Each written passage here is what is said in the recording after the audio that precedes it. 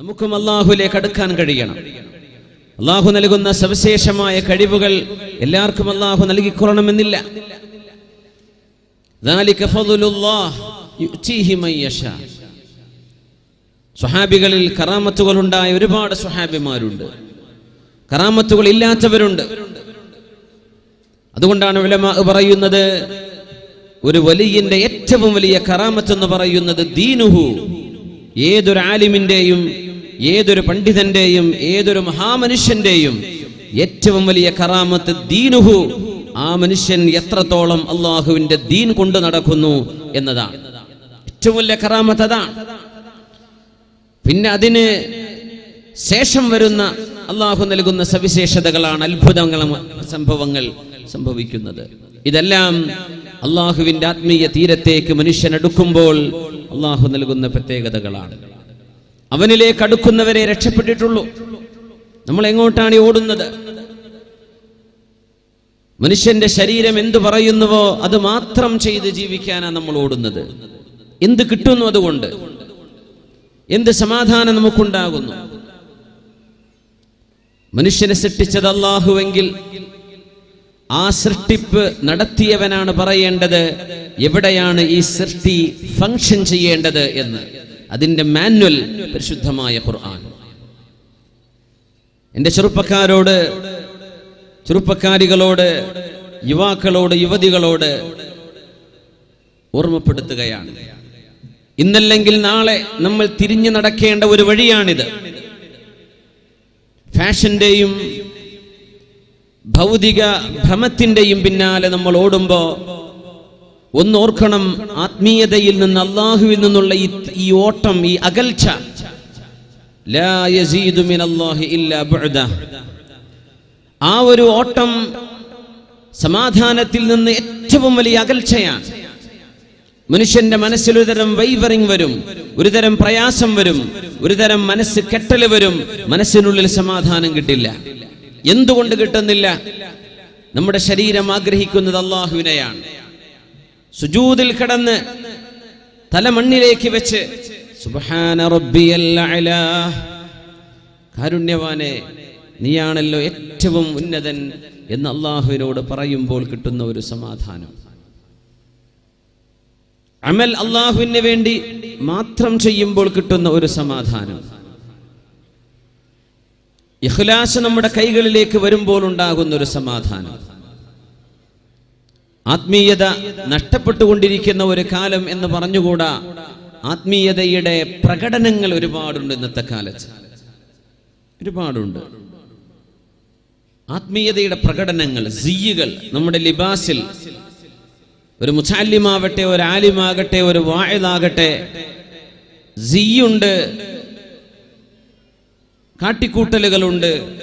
പക്ഷെ അത് ഖൽബിന്റെ ഉള്ളിലേക്ക് കടക്കുന്നുണ്ടോ? നമ്മുടെ അമൽ ആർക്ക് വേണ്ടി ചെയ്യുന്നു?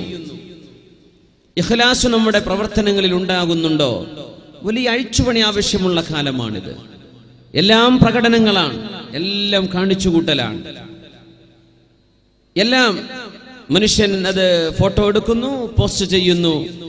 ويحبون أن يحمدوا بما لم يفعلوا فلا تحسبنهم بمفازة من العذاب.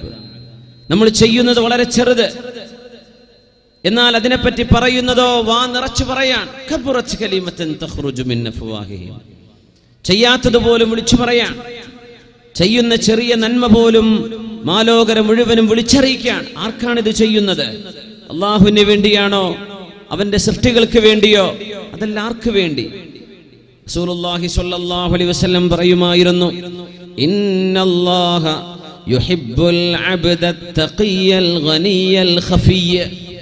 അല്ലാഹുവിന് ഒരാളെ ഇഷ്ടമാണ്. ആരെന്നറിയോ?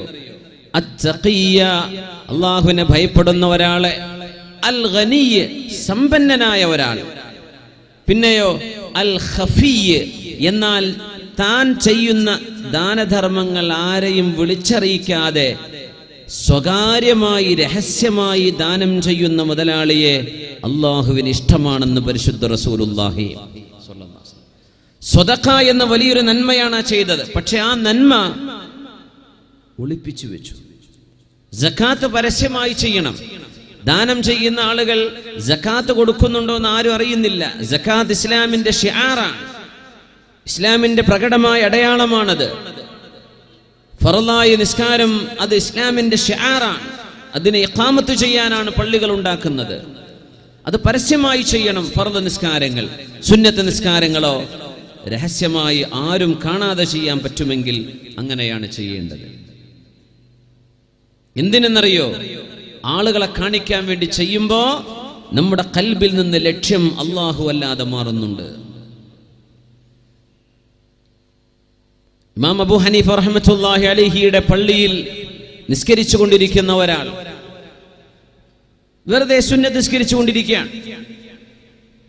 ളുഹറിന്റെ ബാങ്ക് കൊടുക്കുന്നതിന്റെയും ഒരുപാട് നേരം മുമ്പ്, സാധാരണ ആളുകളൊക്കെ ജോലിക്ക് പോകുന്ന നേരത്ത്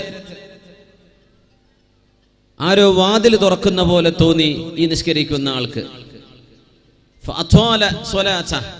നിസ്കാരം കണ്ട് നീട്ടിക്കളഞ്ഞു. ഖുൽ ഹുവല്ലാഹു അഹദ് ഓതാൻ വിചാരിച്ച ആള് പിന്നെ സൂറത്തു യാസീൻ ഓതി. എന്തേ? ആ വന്ന ആള് കണ്ടോട്ടെ ഞാൻ നിസ്കരിക്കുന്നത് വിചാരിച്ചിട്ട്. റുക്കൂഉം സുജൂദൊക്കെ ഒരുപാട് ഓതി, ഒരുപാട് നീട്ടി. അങ്ങനെ ഇയാള് 2 റക്അത്തോ 4 റക്അത്തോ നിസ്കാരം ആദ്യം തുടങ്ങിയത് അല്ലാഹ്ക്ക് വേണ്ടിയാണ്. പക്ഷെ ഇടയ്ക്ക് ഒരു ഡോർ തുറക്കുന്ന സൗണ്ട് കേട്ടപ്പോ ഏതോ ഒരു നാട്ടുകാരൻ വരുന്നുണ്ടോ, കണ്ടോട്ടെ ഞാൻ നിസ്കാരക്കാരനാണ്. നിസ്കാരമൊക്കെ നീട്ടി റാഹത്തിൽ സലാം വിട്ട് നോക്കുമ്പോൾ വഴിതെറ്റി വന്ന ഒരു നായയായിരുന്നു അത്. അതിൽ വലിയൊരു നുക്ചയുണ്ട്, ഒരു പാഠമുണ്ട്. മുസ്ലിം ഉമ്മത്ത് ഇന്ന് അങ്ങോട്ടാണ് പോകേണ്ടത്. ഇന്ന് നമുക്ക് നഷ്ടം അറബിക് കോളേജിന്റെ കുറവല്ല, യതീംഖാനയുടെ കുറവല്ല, പള്ളി ദർസിന്റെ കുറവല്ല, മുതഅല്ലിമീങ്ങളുടെ എണ്ണത്തിന്റെ കുറവുമല്ല. പിന്നെ എന്താണെന്നറിയോ? ഇഖ്ലാസിന്റെ കുറവാണ്. ആർക്കൊക്കെ വേണ്ടി, സംഘടനകളെ വലുതാക്കി കാണിക്കാൻ വേണ്ടി, ആൾക്കൂട്ടമാണ് എന്ന് ഉണ്ടാക്കി കാണിക്കാൻ വേണ്ടി. എന്തിനാണിതൊക്കെ? നമ്മൾ ചെയ്യുന്നത് വലൗ യസീറൻ, എത്ര കുറച്ചാണെങ്കിലും അത് അല്ലാഹുവിന് വേണ്ടിയാണെങ്കിൽ അതേ അല്ലാഹു സ്വീകരിക്കുകയുള്ളൂ. മഹാനായ അബൂ ഹുറൈറ റളിയല്ലാഹു അൻഹു ഒരു ഹദീസ് ഓതുമ്പോൾ ബോധം കെട്ടി വീഴുമായിരുന്നു. 3 or 4 തവണ ബോധം കെട്ടി വീഴും, എന്നിട്ട് ആ ഹദീസ് പൂർത്തിയാക്കാൻ പറ്റുള്ളൂ. ബോധം കെട്ടി വീഴുന്നു. നമ്മൾ ഈ ഹദീസ് പറയുന്ന എനിക്കോ കേൾക്കുന്ന നിങ്ങൾക്കോ അങ്ങനെ ഒരു ഇഗ്മാ, ബോധം കെട്ടി വീഴുന്ന അവസ്ഥ വരുന്നുണ്ടോ? ഖാല റസൂലുള്ളാഹ് സ്വല്ലല്ലാഹു അലൈഹി വസല്ലം അവ്വലു മൻ തുസഅറു ബിഹിമുൻ നാറു യൗമൽ ഖിയാമത്തി 3 വിഭാഗം ആളുകൾക്കാണ് നാളെ അല്ലാഹുവിന്റെ നരകം പിടികൂടുന്നത്. ആദ്യമായി നരകത്തിലേക്ക് എറിയപ്പെടുന്നത് എന്റെ ഉമ്മത്തിൽ നിന്ന് 3 പേരാണ്. അതങ്ങ് പറയുമ്പോഴേക്കും സ്വഹാബിയായ അബൂ ഹുറൈറ റളിയല്ലാഹു അൻഹു ബോധം കെട്ടി വീഴും, പൂർത്തിയാക്കാൻ പറ്റൂല. ആരാണ് ആ 3 പേർ? പിന്നെ ബോധം തെളിയണം, വെള്ളം കുടയണം, എഴുന്നേറ്റിട്ട് പറയും ഖാല റസൂലുള്ളാഹ്, അല്ലാഹുവിന്റെ റസൂൽ ഞങ്ങൾക്കെന്ന് പഠിപ്പിച്ചു തന്നിരുന്നു എന്ന്. ഹബീബിന്റെ വഫാത്തിന് ശേഷം മഹാനായ അബൂ ഹുറൈറ റളിയല്ലാഹു അൻഹു അബ്ദുറഹ്മാൻ, അവരുടെ പേര് അബ്ദുറഹ്മാൻ എന്നാണ്. പൂച്ചയെ നല്ല ഇഷ്ടമായിരുന്നു, ചെറിയൊരു പൂച്ചയെ കളിപ്പിക്കുമായിരുന്നു. അങ്ങനെ നബി ഇട്ട് കൊടുത്ത പേരാണ് അബൂ ഹുറൈറ, പൂച്ചയുടെ ആള് എന്നർത്ഥമുള്ള സ്വന്തം പേര് അബ്ദുറഹ്മാൻ റളിയല്ലാഹു അൻഹു. ബോധം തെളിഞ്ഞ് അവ്വലു മൻ തുസഅറു ബിഹിമുൻ നാറു യൗമൽ ഖിയാമത്തി 3 പേർക്കാണ് നാളെ ആദ്യമായി നരകശിക്ഷ ഏൽക്കേണ്ടി വരികയെന്ന് പറഞ്ഞു തുടങ്ങുമ്പോഴേക്കും യുഗ്മാ അലൈഹി, ബോധം കെട്ടു വീണു. 4ാമത്തെ തവണ ബോധം തെളിഞ്ഞപ്പോ മഹാനായ അബൂ ഹുറൈറ റളിയല്ലാഹു അൻഹു പറഞ്ഞു ഖാരിഉൽ ഖുർആൻ, വിശുദ്ധമായ ഖുർആൻ പഠിച്ച ആളുകൾ. അത് ഖുർആനിന്റെ ഹിഫ്ളാവാം, ഖുർആന്റെ തഫ്സീർ പഠിച്ചതാവാം, ഇൽമ പഠിച്ചതാവാം.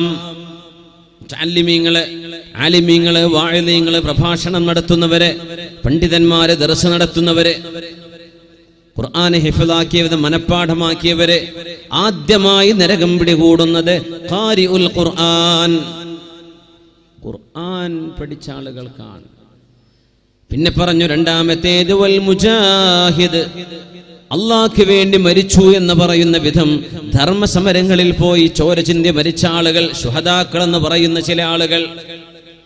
3ാമത്തെ വിഭാഗം വൽ മുതസദ്ദിഖു ബിമാലിഹി, അള്ളാഹുവിന് വേണ്ടി സമ്പത്ത് ഒരുപാട് എടുത്തു കൊടുത്ത ആളുകൾ. മഹാനായ ഇബ്നുൽ ഖയ്യിം എന്നവരെ സംഭവം വിശദീകരിച്ചുകൊണ്ട് ഹദീസിനെ വ്യാഖ്യാനിച്ചുകൊണ്ട് പറഞ്ഞു, ഈ ഉമ്മത്തിൽ ഏറ്റവും ശ്രേഷ്ഠമായ 3 കാര്യങ്ങളാണ് ഇവിടെ പറഞ്ഞത്. ഒന്ന്, ഖുർആനിന്റെ പഠനം. ചെറുതാണോ അത്? ഖൈറുക്കും മൻ തഅല്ലമൽ ഖുർആന വഅല്ലമഹ. നിങ്ങളിൽ ആരാണോ ഏറ്റവും കൂടുതൽ ഖുർആൻ പഠിച്ചത്, അല്ലാഹുവിന്റെ അഹ്കാമുകൾ പഠിച്ചത്, ദീനിന്റെ ഫിഖ്ഹ് മനസ്സിലാക്കിയത്, അവരാണ് നിങ്ങളിൽ ഏറ്റവും ഖൈർ. വഅല്ലമഹ, അത് പഠിപ്പിച്ചു കൊടുത്തതും. എന്നിട്ട് എന്തേ നരകത്തിൽ പോവാൻ കാരണം എന്നറിയോ? ലിയുഖാല കദാ. വലിയ മുദരിസാണ്, വലിയ പണ്ഡിതനാണ്, വലിയ വാഇദാണ്, വലിയ പ്രഭാഷകനാണ്. ഇതറിയപ്പെടാൻ വേണ്ടി ചെയ്തതല്ലേ? വഖദ് ഖീൽ, അതൊക്കെ നാട്ടിൽ അറിഞ്ഞു, ആളുകൾ അതറിഞ്ഞു, അതല്ലായിരുന്നോ ലക്ഷ്യം എന്ന് പറഞ്ഞ് ഈ പണ്ഡിതനെ നരകത്തിലേക്ക് അല്ലാഹു എറിയുമെന്ന് ആദ്യം എറിയപ്പെടുന്നവരിൽ ആദ്യത്തെ ആൾ ഈ ദീൻ അല്ലാഹുവിന് വേണ്ടിയല്ലാതെ പഠിച്ചവരാണ്. ഇത് പണ്ഡിതന്മാരും മുതഅല്ലിമീങ്ങളും മുഅല്ലിമീങ്ങളും മുദർരിസീങ്ങളും ഖതീബുമാരും എന്നെപ്പോലെയുള്ള മിസ്കീന്മാരായ വാഇദീങ്ങളും ഒക്കെ മനസ്സിലാക്കി വെക്കുന്നത് നല്ലതാണ്.